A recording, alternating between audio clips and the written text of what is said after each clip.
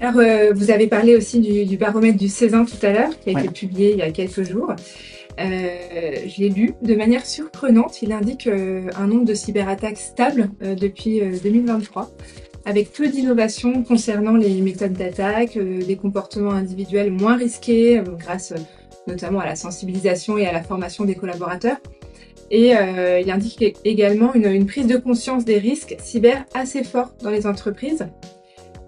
Et en parallèle, les prévisions d'augmentation des effectifs et des budgets alloués à la cybersécurité sont en baisse. Qu'est-ce que ça nous dit sur la manière dont nous abordons la cybersécurité?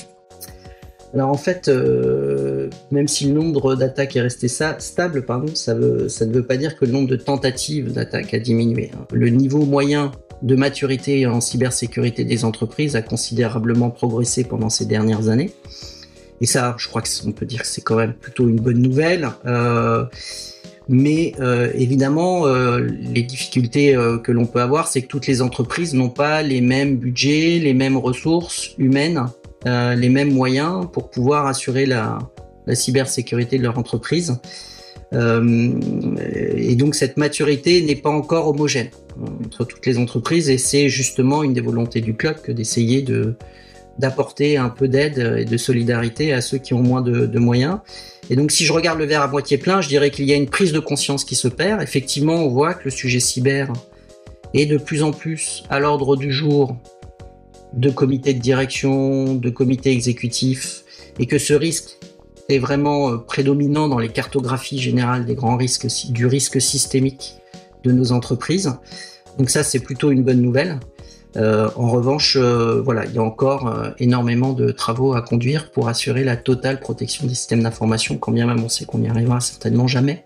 Oui. Mais au moins permettre à nos entreprises de conduire leur stratégie sans qu'elles soient polluées par un incident cyber. Et est-ce qu'à titre personnel, il y a des données qui vous ont surprise dans le baromètre du Césin?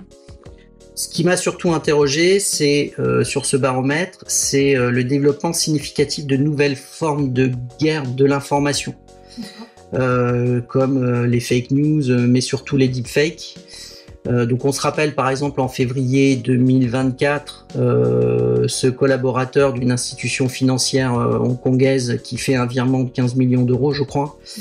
Après avoir eu une discussion, une visioconférence avec une personne qui avait l'apparence de son PDG. Donc il s'agissait bien de son image, il s'agissait bien de sa voix, et donc on voit bien que l'avènement de l'intelligence artificielle, en plus c'est le sujet du moment, mais on voit bien que y a aussi un prisme qui peut être utilisé par les organisations cybercriminelles ou même tout simplement des petits crapuleux, pour pouvoir donner un nouveau souffle à la fraude au président, de manière un petit peu traditionnelle, en fabriquant des fausses vidéos.